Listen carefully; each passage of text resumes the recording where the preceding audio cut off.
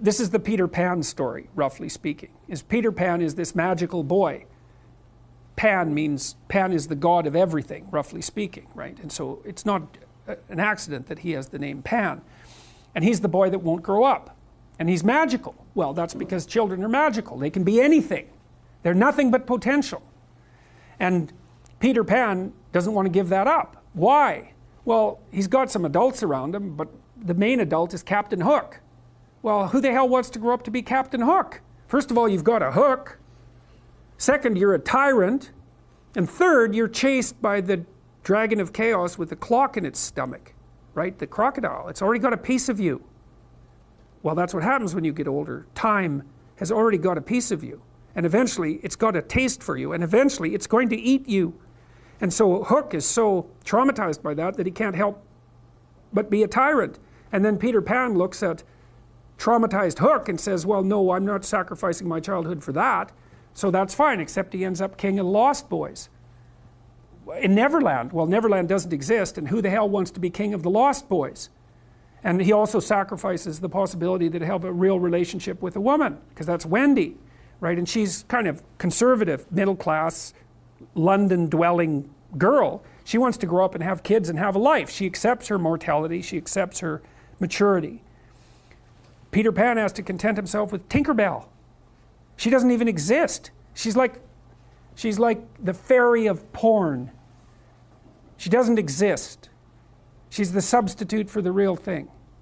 And so, but the dichotomy that you're talking about is very tricky, because there's a sacrificial element in maturation, right? You have to sacrifice the pluripotentiality of childhood for the actuality of a frame.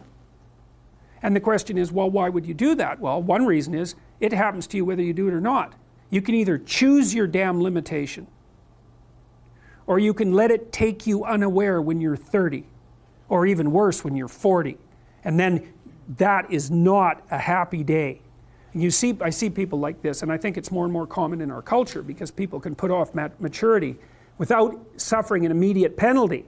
But all that happens is the penalty accrues, and then when it finally hits, it just wallops you. Because when you're 25, you can be an idiot. It's no problem. Even when you're out in a job search, it's like, well, you don't have any experience and you're kind of clueless. It's, yeah, you're young, it's no problem.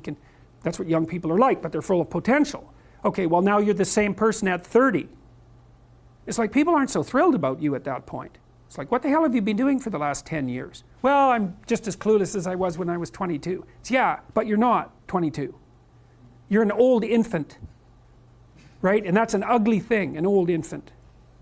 So part of the reason you choose your damn sacrifice, because the sacrifice is inevitable, but at least you get to choose it. And then there's something that's even more complex than that in some sense, is that the problem with being a child is that all you are is potential, and it's really low.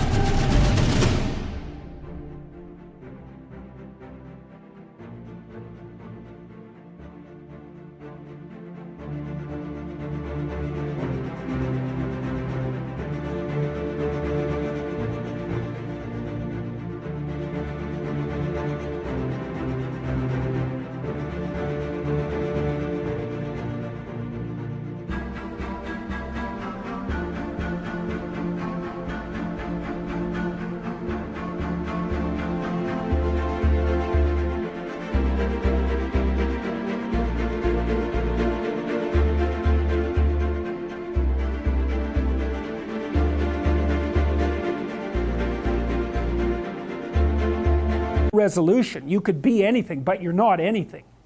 So then you go and you adopt an apprenticeship, roughly speaking, and then at least you become something.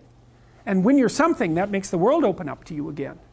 Like if you're a really good plumber, then you end up being far more than a plumber, right? You end up being a good employer. Not that plumbers, I'm not putting plumbers down. It's like more power to plumbers. They've saved more lives than doctors.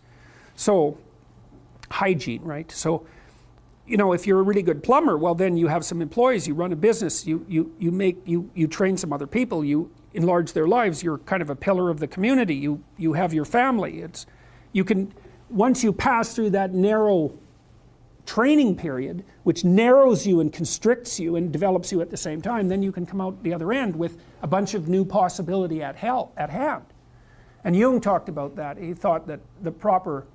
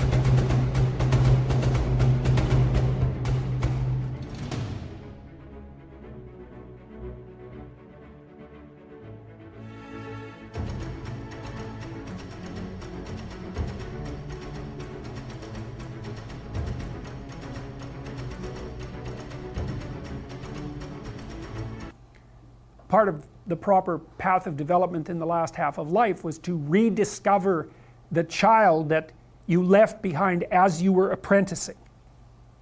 And so then you get to be something and regain that potential at the same time.